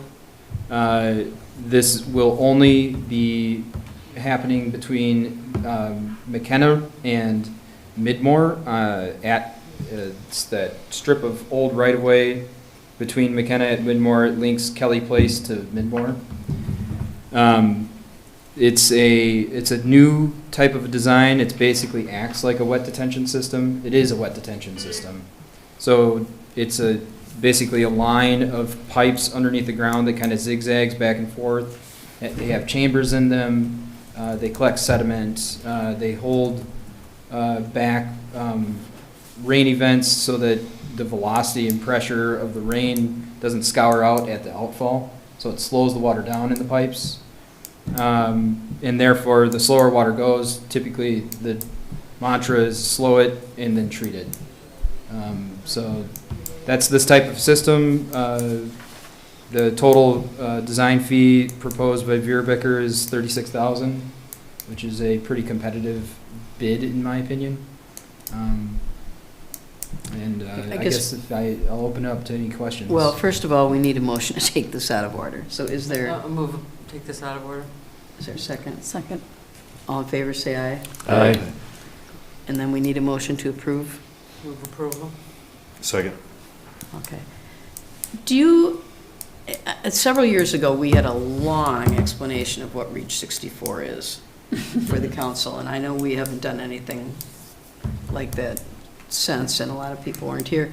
Could you just do like a little 5-minute thing on what Reach 64 is? Because this keeps coming back. We know every 5 years we have to do one of these projects. Right. Just talk a little bit about what the goal of these projects is and what Reach 64 encompasses. Yeah, so a REACH is basically what is a watershed in the city. And they make up, there's 3 of them that make up the city of Monona, or in the city of Monona.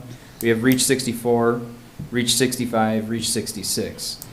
Each REACH is regulated by the DNR that we have to meet certain types of reductions in pollutants from each REACH. Our levels are 40% of TSS reduction, that's suspended solids, and 27% phosphorus reductions in each REACH. And this is stormwater. Yeah, stormwater. And that's only because we're participating in the Yahara Winds Adaptive Management Program.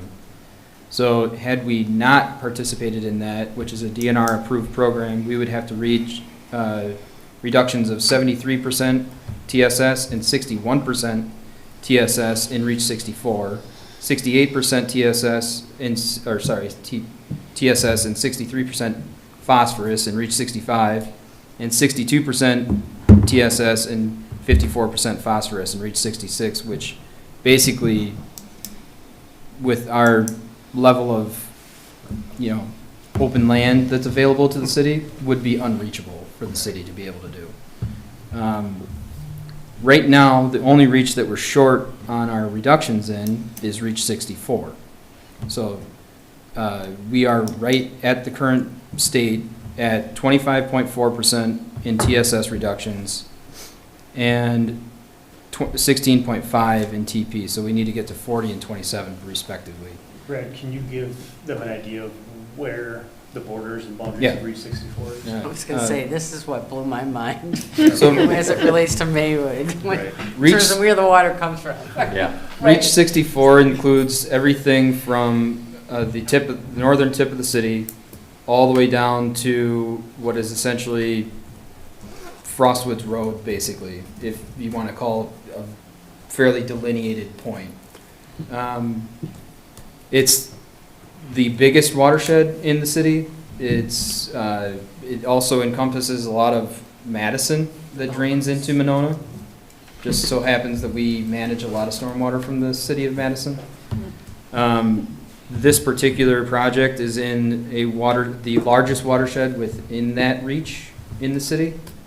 It drains the area that is La Follette High School, part of the golf course, Dean Ave, up to basically where the high school is, our high school, Monona's high school.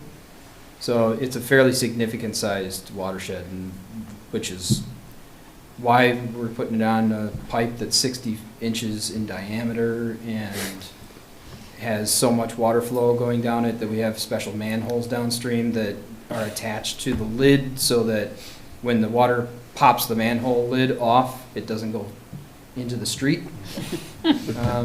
Right now, there is no treatment in this watershed.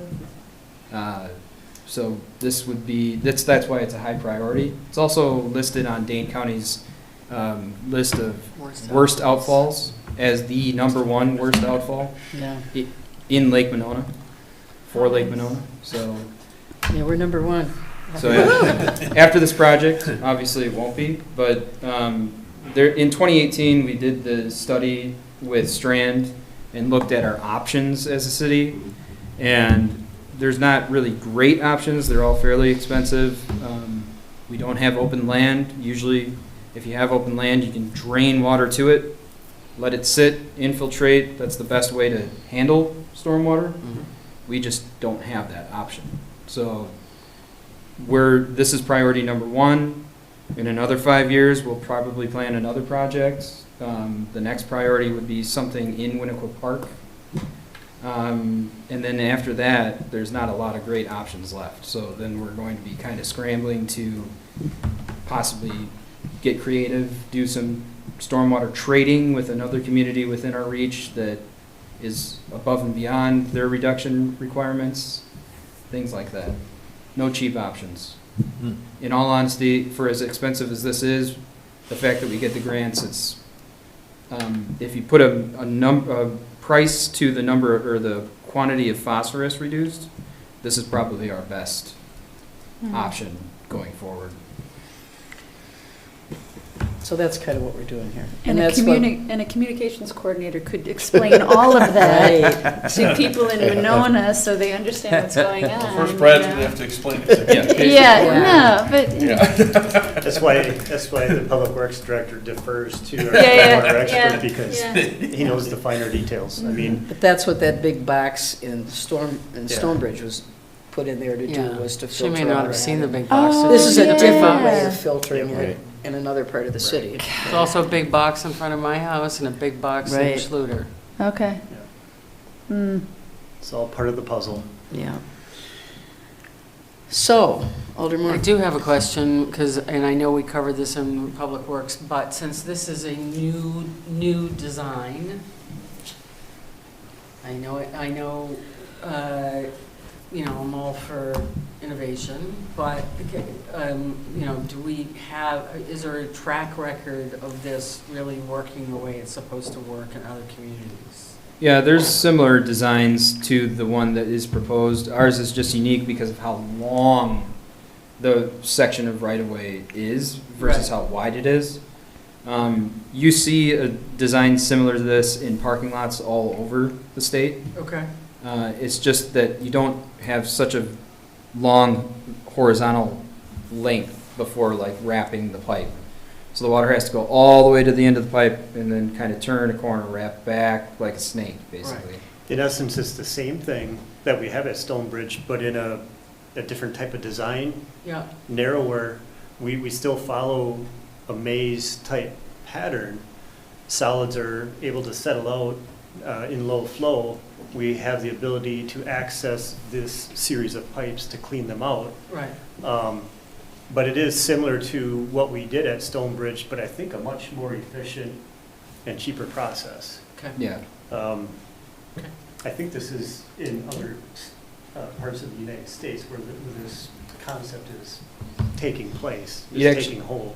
Yeah, you'd actually see this very similar style design, but in an open water scenario where it's like a drainage ditch, Mhm. and then they'll have baffles, and then you clean out each one of the baffles.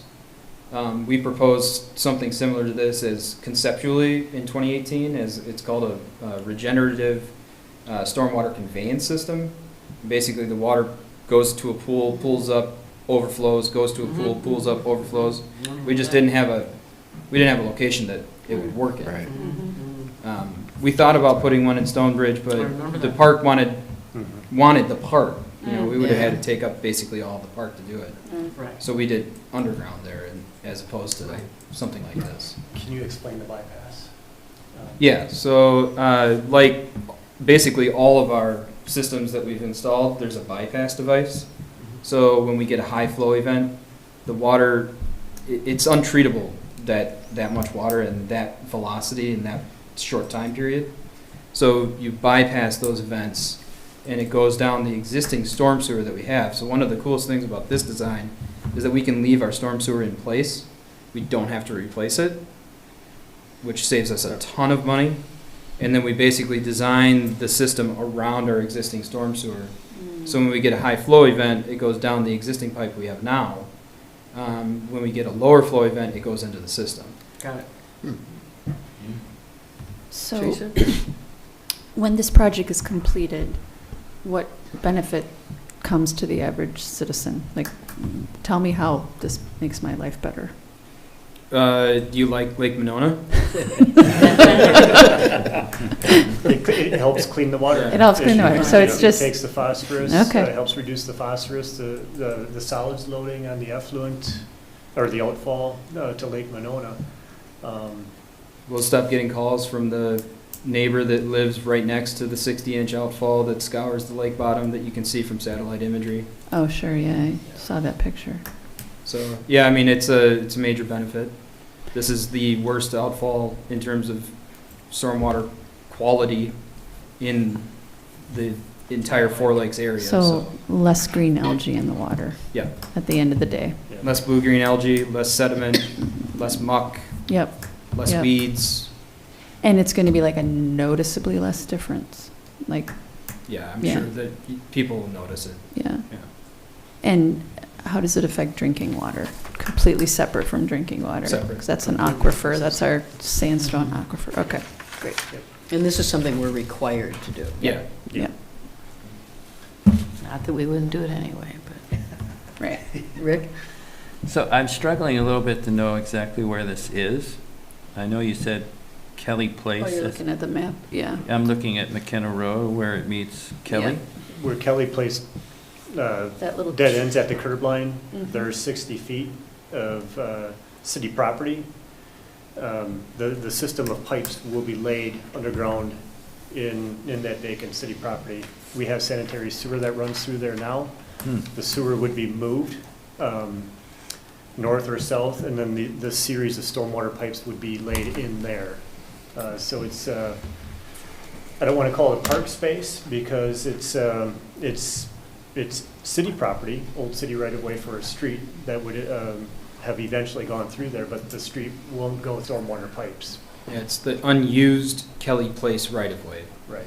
Okay. Kelly Place would have gone straight through between McKenna and Midmore and connected between those two. Yeah. And instead, they didn't build it. And so it's still right-of-way, it's still the city's, Right. and that's where we're going to put it.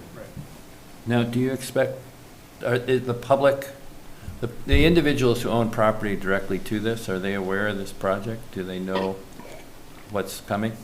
If they've paid attention to the preliminary design and capital budget, yes, but we don't send letters until construction is ready to happen usually. Okay, so there will be kind of a public comment period? I don't know if there'll be a public comment period. There'll be most likely a public information meeting, but we already have utilities underground there. We're just basically adding more to the underground utilities. Yeah, but there's going to be substantial construction.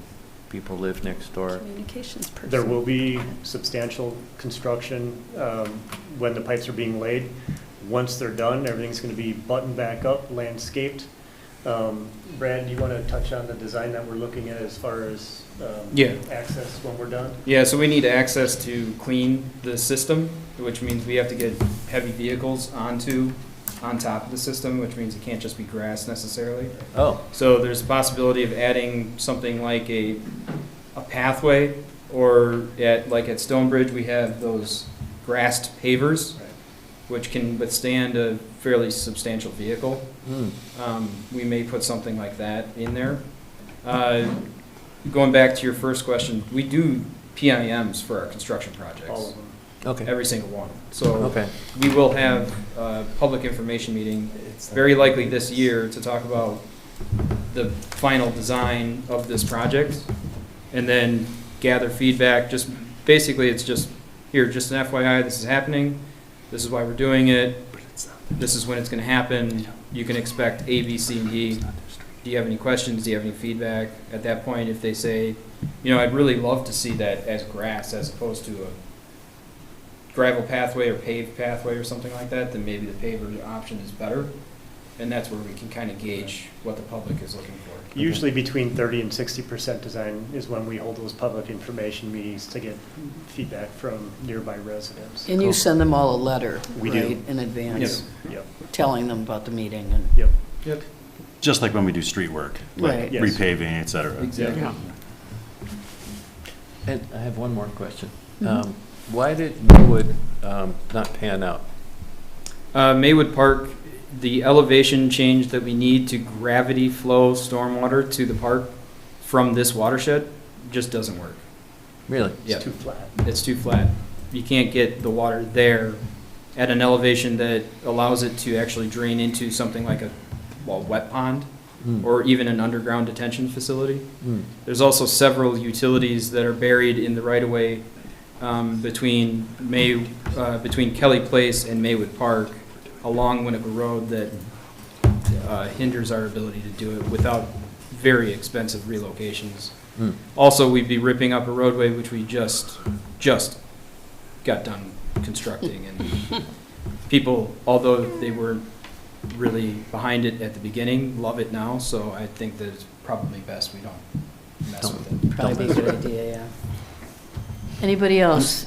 Patrick? Real quick, I know we talked about this during Public Works, but could you share with the council how much the savings approximate is between doing it this way as to what we were talking about doing in Maywood? Because it was substantial, right? Yeah. Yeah, it was like half, right? So originally, the conservative estimates that we were looking at was somewhere around anywhere between 1.3 and 1.8 million.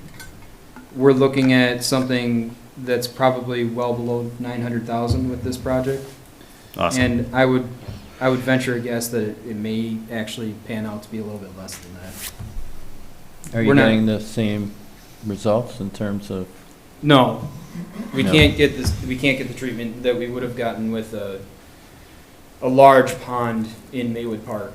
It just doesn't work that way. So we are maximizing our space that we have in the right of way, and live to fight another day with trying to do another project that bites up a big chunk for Reach 64 in the future. Okay. And who knows, the DNR may change their tune on allowing models to take credit for things like dredging of legacy sediments. They're studying that right now. The USGS is working on possibly updating the way that they model that. And they're actually partnering with Dane County because it's one of the first projects of its kind in Wisconsin, and the USGS really hasn't looked at studying how to model legacy sediment removal. So it's possible that that might be a future possibility, and maybe we dredge Winnequa Lagoon and something like that in the future and get some credits. Yeah. Didn't we do that?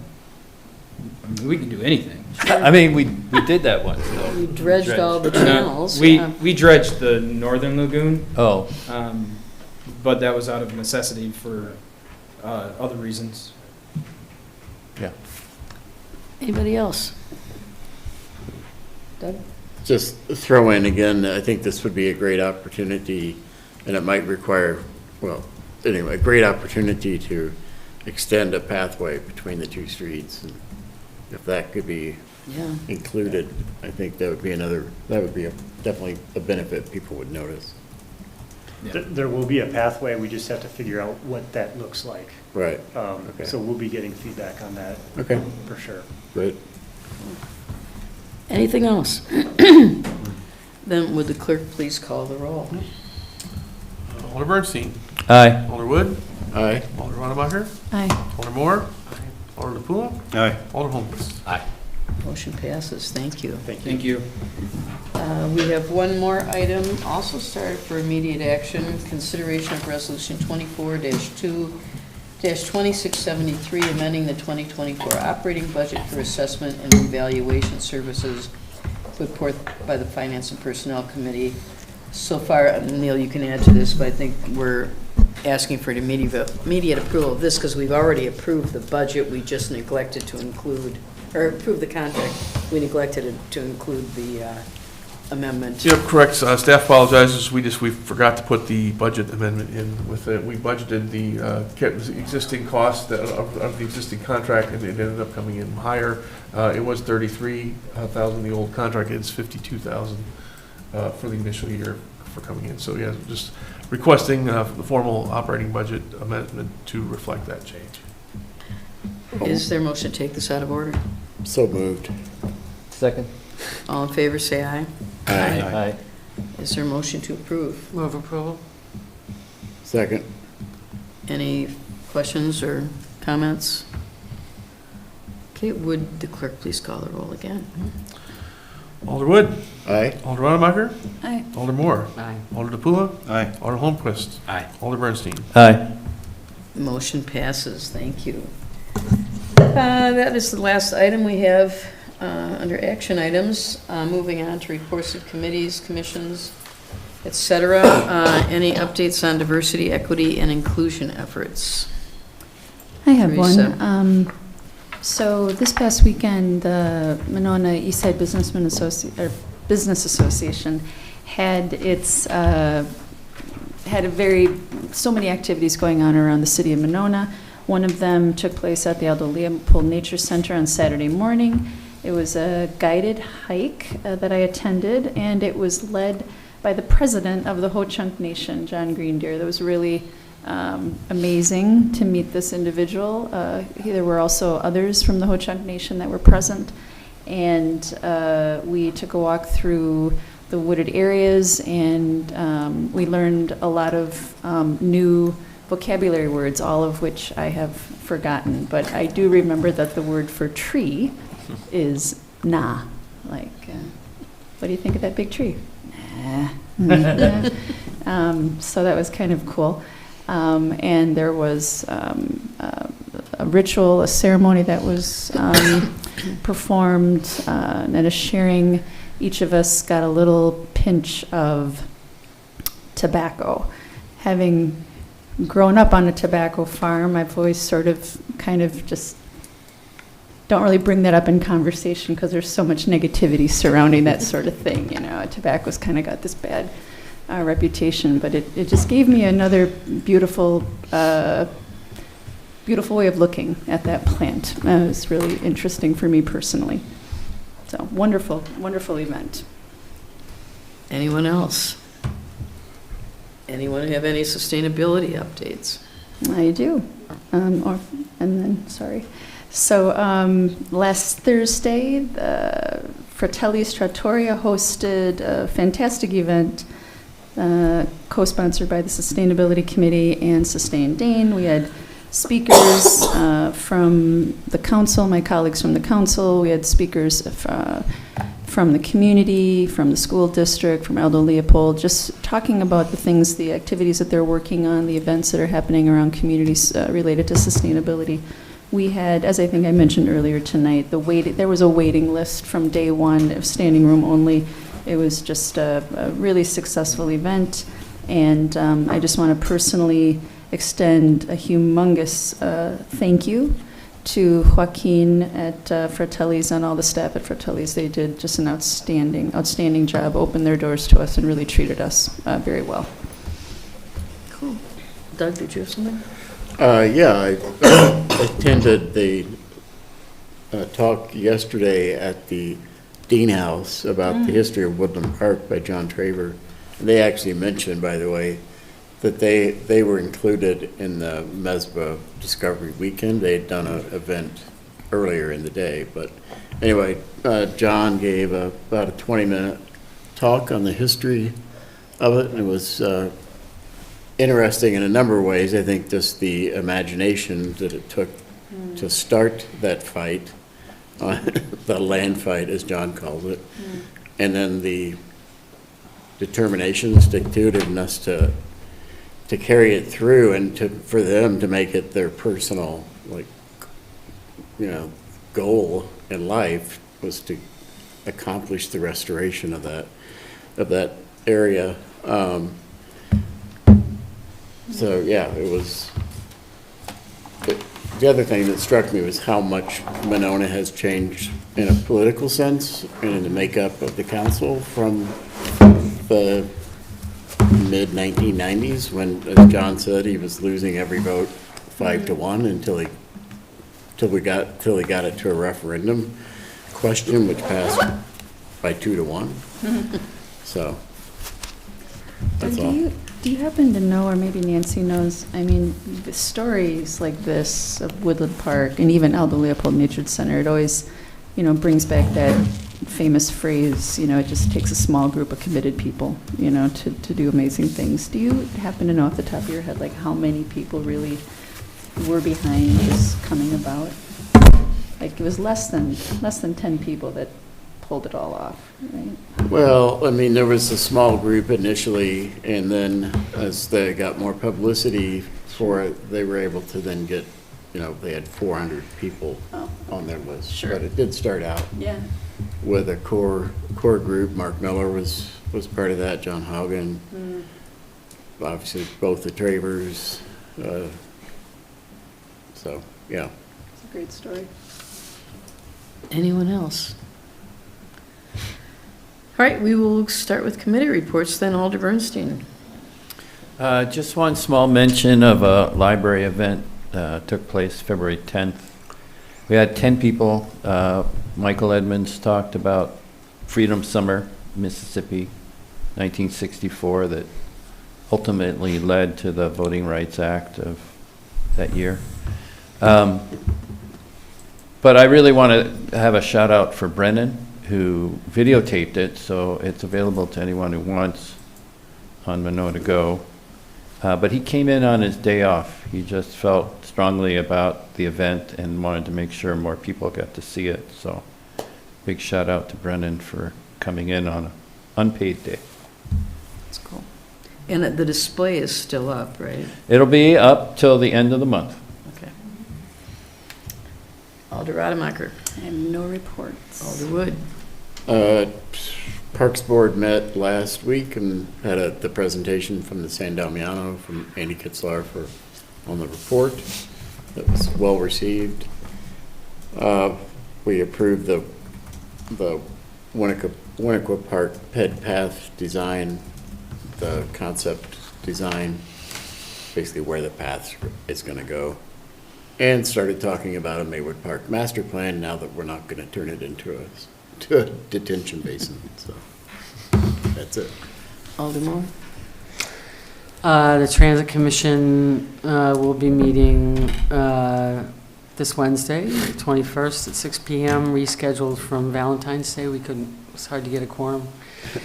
So we'll be meeting on Wednesday at 6 instead, where we expect to be picking over stops, looking at the latest, more detailed map from Madison Metro, their initial take on the stops, which we didn't have before.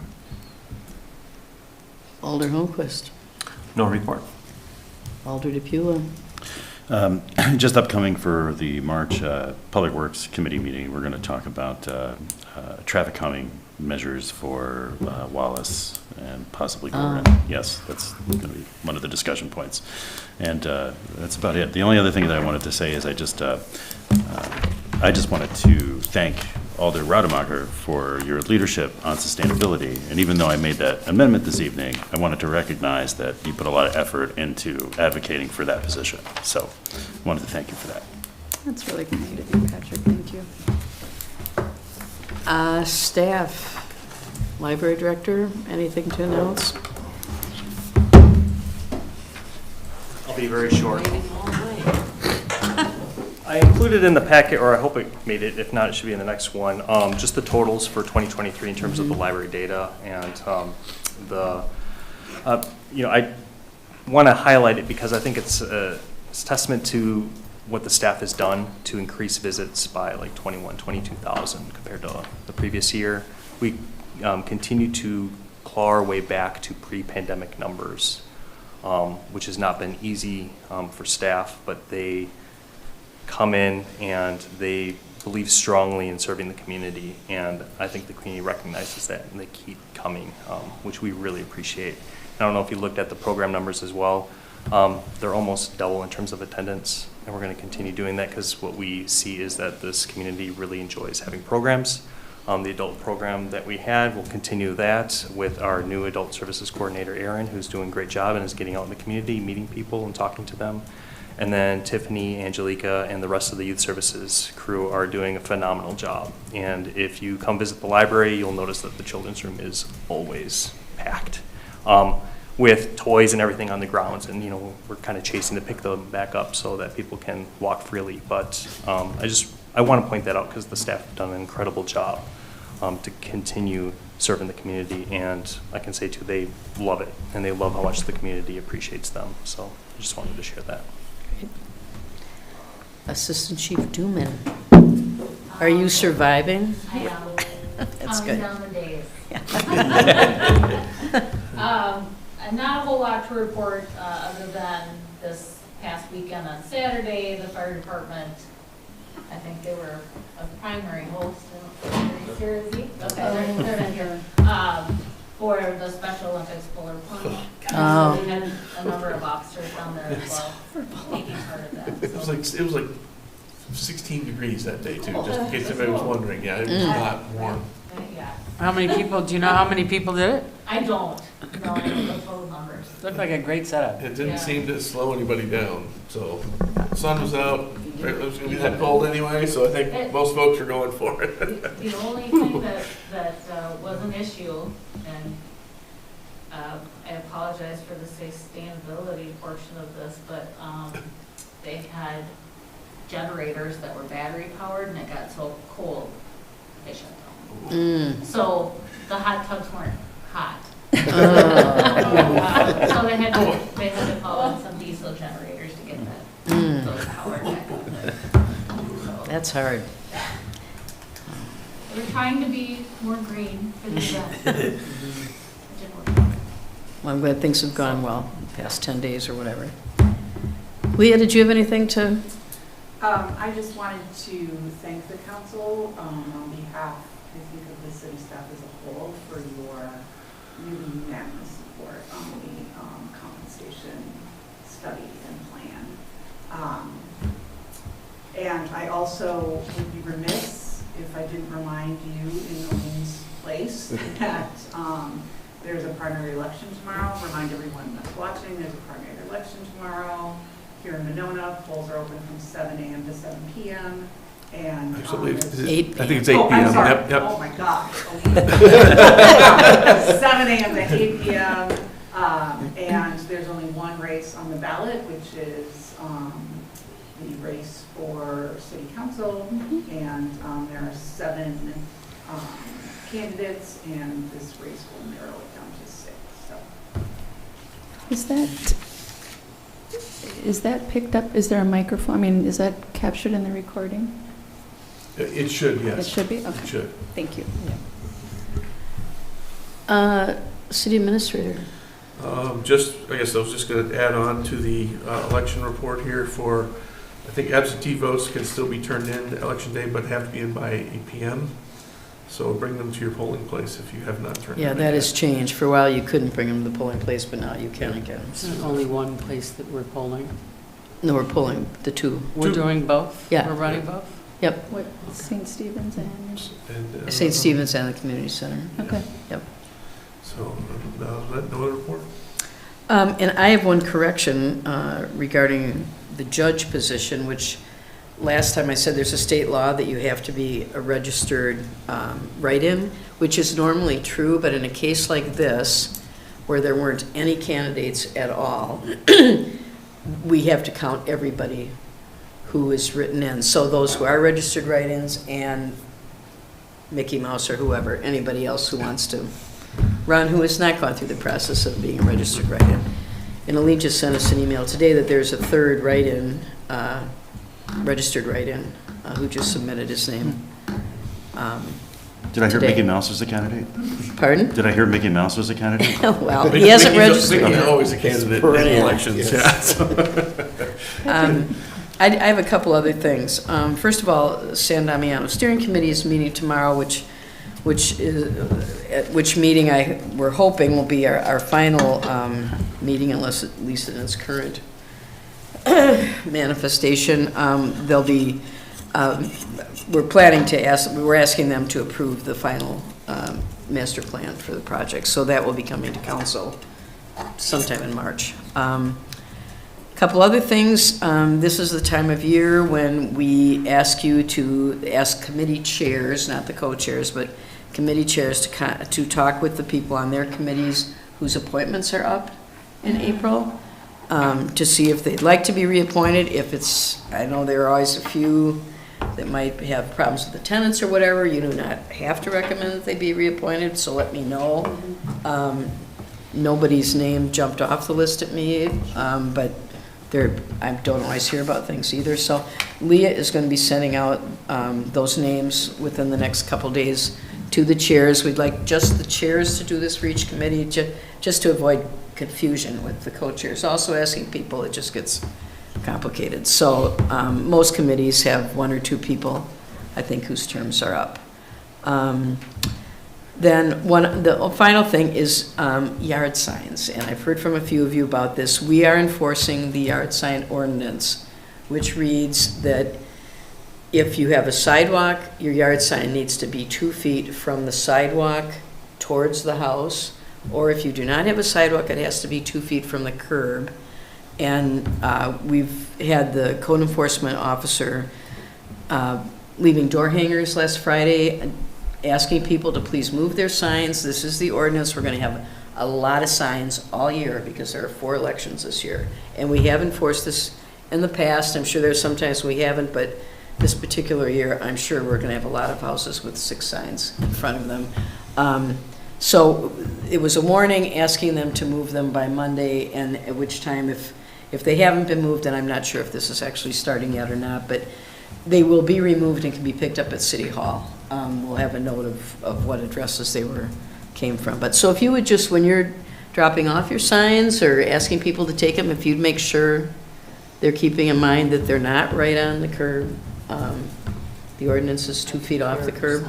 So anyway, that's everything I had. There are no appointments tonight. Is there a motion to adjourn? Motion to adjourn. All in favor of adjourning, say aye. Aye. Thank you. We are adjourned.